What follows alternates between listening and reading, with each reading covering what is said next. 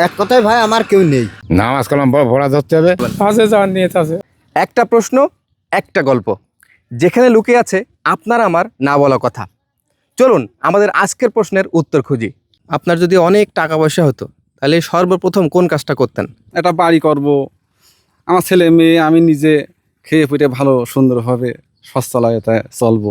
এখন তো শেষ জীবন, এখন আল্লাহ রাস্তায় কোনো কিছু সহযোগিতা করাই। নিজের বাড়ি ঘর প্রতিষ্ঠানটা করবো, কেন নিজের তো নেই। এক কথায় ভাই আমার কেউ নেই। জমি জাতি বিক্রি করবো আর নিজে খাবো, আর যা থাকবো মসজিদ মাদ্রাসা দিয়েছে যাবো।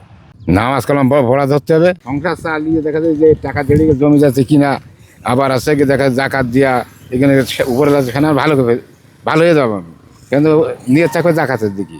আছে যাওয়ার নিয়ত আছে, আছে হজ করতে যাবো। প্রতিটি মানুষের জীবনেই থাকে স্বপ্ন, থাকে আকাঙ্ক্ষা।